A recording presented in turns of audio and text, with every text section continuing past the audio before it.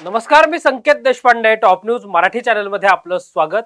मागच्या 50 दिवसांपासून संतोष देशमुख हत्या प्रकरण, जे बीड जिल्ह्यातल्या केज तालुक्यातल्या मस्साजोग गावचे सरपंच होते संतोष देशमुख, ज्यांची अतिशय अमानवी आणि निर्घृण पद्धतीने हत्या झाली, तर संतोष देशमुख हत्या प्रकरणाशी निगडीत रोज नवनवीन खुलासे समोर येत आहेत. या प्रकरणातला आरोपी असणारा कृष्णा आंधळे आज 50 दिवसानंतरही फरार आहे.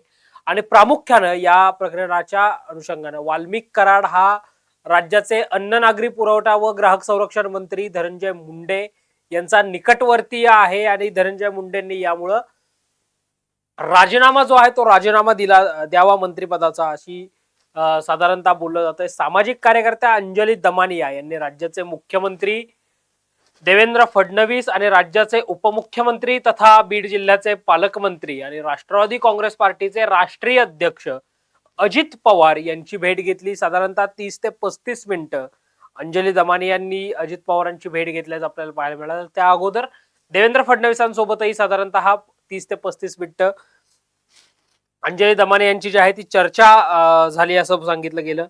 अंजली दमानी यांनी असं सांगितलं होतं की अंजली दमानी यांनी धनंजय मुंडेंच्या संबंधाने व्यंकटेश्वरा शुगर इन्स्टिट्यूट शुगर जे आहे त्या अनुषंगाने, जगनमित्र असेल, या सगळ्याचे वेगवेगळे अर्थाने जर आपण पाहिलं तर धनंजय मुंडेंशी निगडीत पुरावे जे आहेत ते राज्याचे मुख्यमंत्री आणि उपमुख्यमंत्री यांना सादर केलेले आहेत. Profit of office of profit हे जे आहे ते देखील त्यांनी केल्याचं पाहायला मिळालं. म्हणजे ऑफिस ऑफ प्रॉफिट काय सांगतं, तर शासकीय पदावर असणाऱ्या व्यक्तीनं शासकीय पदांचा वापर करून व्यक्तिगत आर्थिक लाभ जो आहे तो मिळवू नये. धनंजय मुंडेंनी मात्र ऑफिस ऑफ प्रॉफिटचा गैरफायदा घेतला असं अंजली दमानी यांनी म्हटल्याचं पाहायला मिळालं.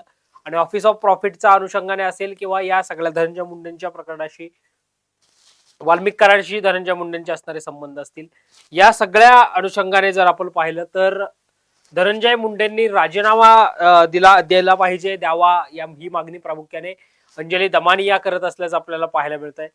अजित पवारांनी आपल्याला आश्वासन दिलं होतं की ही सगळी कागदपत्र जी अंजली दमानी यांनी दाखवली, या सगळ्या कागदपत्रांवर अजित पवार हे राज्याच्या मुख्यमंत्र्यांसमवेत बोलतील आणि योग्य तो निर्णय घेतला जाईल, असंही अंजली दमानिया यांनीच माध्यमांना अजित पवारांच्या भेटीनंतर सांगितल्याचं आपल्याला पाहायला मिळालं होतं. प्रत्यक्षामध्ये काल राज्य मंत्रिमंडळाची बैठक झाली. या बैठकीमध्ये जर आपण पाहिलं तर धनंजय मुंडे उपस्थित होते. भले त्यांनी अर्ध्यावरती मिटिंग सोडली, त्यांनी असं सांगितलं पण की डॉक्टरकडे आपली एक ट्रीटमेंट आहे, त्या ट्रीटमेंटच्या अनुषंगाने आपण त्या ट्रीटमेंटला जात असल्यामुळं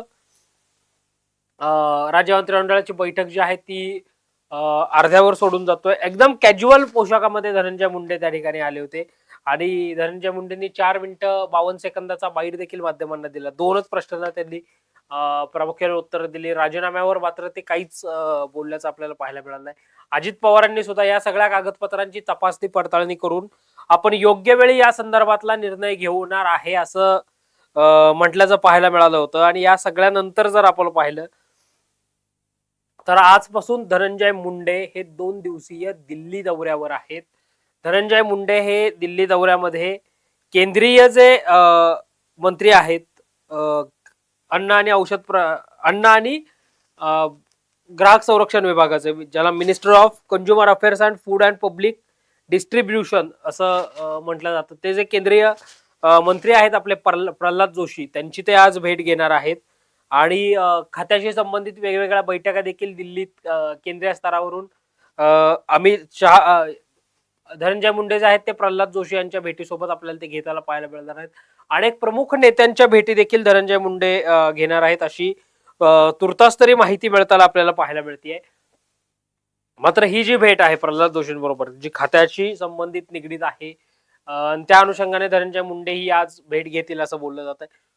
दुसऱ्या बाजूला राज्याचे मुख्यमंत्री देवेंद्र फडणवीस हे देखील दिल्ली दौऱ्यावर आहेत. दिल्ली विधानसभेची निवडणूक जाहीर झालेली आहे. 5 फेब्रुवारीला दिल्लीमध्ये निवडणूक आणि 8 फेब्रुवारीला जो आहे तो निकाल लागणार आहे. या अनुषंगाने भारतीय जनता पार्टी आणि आम आदमी पक्षामध्ये जी काही लढत सुरू आहे, या अनुषंगाला भाजपच्या उमेदवारांचा प्रचार करण्यासाठी मुख्यमंत्री फडणवीस हे देखील आज दिल्ली दौऱ्यावर आहेत. आणि त्यामुळं एकंदरीतच असं बोललं जात आहे की धनंजय मुंडेंच्या राजीनाम्याच्या अनुषंगानं, धनंजय मुंडेंच्या राजीनाम्याच्या बाबतीत धनंजय मुंडेंनी राजीनामा द्यावा याकरता दबाव वाढत चालल्याचं पाहायला मिळत आहे. अंजली दमानी यांनी सुद्धा एक्स वर पोस्ट करत, म्हणजे पूर्वीच्या ट्विटरवर पोस्ट करत, धनंजय मुंडेंच्या राजीनाम्यासाठी सोशल मीडियावर एक कॅम्पेनिंग जे आहे ते चालवण्यात येईल असं अंजली दमानी या म्हटल्याचं पाहायला मिळालं होतं. आणि त्यानंतर जर आपण पाहिलं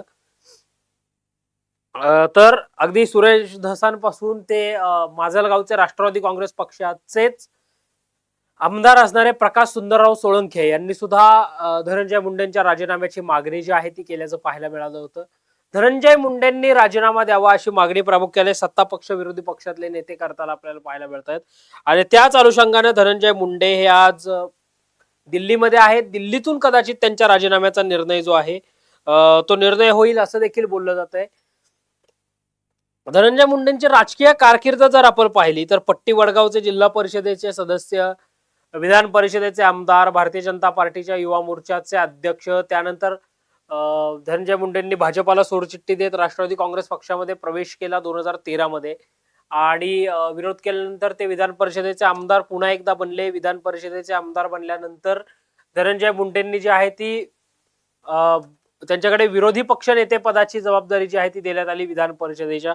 त्यावेळी धनंजय मुंडेंनी अभ्यासपूर्ण केलेली भाषणं जी आहेत ती भाषणं देखील आपण पाहिली. त्यानंतर राज्यात महाविकास आघाडीचं सरकार आलं 2019 मध्ये आणि धनंजय मुंडे हे देखील आपल्या भगिनी पंकजा मुंडे यांचा पराभव करून परळी विधानसभा मतदारसंघातून 2019ला विजयी झाले. विजयी झाल्यानंतर त्यांच्याकडे सामाजिक न्याय आणि विशेष सहाय्य विभागाचं मंत्रिपद जे आहे ते देखील देण्यात आल्याचं आपल्याला पाहायला मिळालं.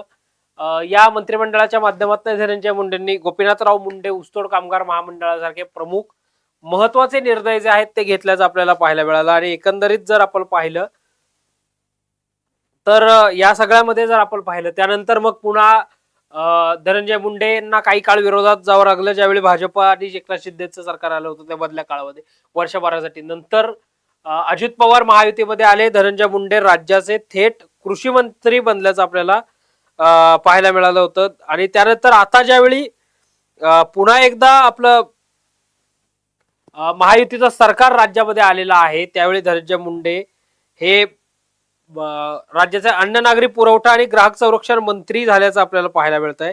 आणि एकंदरीतच जर आपण पाहिलं तर आता धनंजय मुंडेंना जे आहे ते राजीनाम्याचं ग्रहण जे आहे, जे त्यांच्या राजीनाम्याची मागणी जी आहे ती प्रामुख्याने होताना आपल्याला पाहायला मिळते. आणि एकंदरीत त्यामुळे जर आपण पाहिलं तर हा जो वाढता दबाव आहे या पार्श्वभूमीवर आज राजधानी दिल्लीमध्ये धनंजय मुंडेंच्या राजीनाम्याशी निगडीत विषय जो आहे तो होऊ शकतो असं बोललं जात आहे. राष्ट्रवादीच्याही प्रमुख नेत्यांची बैठक धनंजय मुंडे यांच्यासोबत, धनंजय मुंडे या प्रमुख नेत्यांना भेटणार आहेत असं बोललं जात आहे. मग कदाचित ते दिल्लीमध्ये जात आहेत तर खासदार सुनील तटकरे यांची भेट देखील होण्याची शक्यता आहे. प्रफुल्ल पटेल यांची सुद्धा भेट, अर्थात ती पक्षांतर्गत भेट असेल, पक्षांतर्गत मीट असेल. तुर्तास जर आपण पाहिलं तर धनंजय मुंडे राजीनामा देतील किंवा धनंजय मुंडेंच्या राजीनाम्याच्या अनुषंगाने चर्चा होईल असं साधारणतः बोललं जात असल्याचं पाहायला मिळतंय. दिल्लीमध्ये नेमकं काय होतं, धनंजय मुंडे दिल्लीमध्ये आहेत त्यामुळे दिल्लीत काय होणार आहे हे सगळं महत्वाचं आहे. आतापर्यंत जर आपण संतोष देशमुख हत्या प्रकरणाशी संबंधित पाहिलं तर संतोष देशमुख हत्या प्रकरणामध्ये सीआयडी आणि एसआयटीच्या माध्यमातून जवळपास 150हून अधिक जणांची चौकशी जी आहे ती चौकशी करण्यात आल्याचं पाहायला मिळतंय. मग ज्याच्यामध्ये आपण पाहिलं तर वाल्मिक कराडची पत्नी असेल, अजित पवार गटाचे बीड जिल्हाध्यक्ष राजेश्वर चव्हाण असतील, युवती प्रदेशाध्यक्षा संध्या सोनावणे असतील, धनंजय देशमुखांचे बंधू देखील, त्यांना देखील सीआयडी एसआयटीने चौकशीसाठी किंवा हत्येच्या दिवशी काय घटनाक्रम घडला या सगळ्या अनुषंगाने बोलण्यासाठी देखील बोलवलं असल्याची माहिती मिळाली आहे. आणि यानंतर या प्रकरणामध्ये रोज नवनवीन ट्विस्ट येत आहेत. आपण सुरुवातीलाच जसं म्हटलं तसं या प्रकरणातला कृष्णा आंधळे जो आहे तो फरार असल्याचं पाहायला मिळतंय. अजूनही 50 दिवस होऊनही कृष्णा आंधळे जो आहे तो फरार असल्याचं पाहायला मिळतंय. आणि त्यामुळे जर आपण पाहिलं एकंदरीत या सगळ्यामध्ये भाजपाचे जे आमदार आहेत सुरेश धस ते देखील रोज वेगवेगळी प्रकरणं समोर आता पाहायला मिळत आहेत. संदीप क्षीरसागर जे राष्ट्रवादी काँग्रेस पार्टी शरदचंद्र पवार पक्षाचे बीडचे आमदार आहेत त्यांनी सुद्धा असंच एक म्हटलं होतं की कृष्णा आंधळे जो आहे तो आता सापडणार नाही. कृष्णा आंधळेच्या बाबतीत काहीतरी बरं वाईट जे आहे ते झालं असावं. निश्चितच असं जर आपण पाहिलं तर अर्थात हा तपासाचा भाग आहे. पोलीस तपासामध्ये हे सगळं उघडकीस येईलच, समोर येईलच.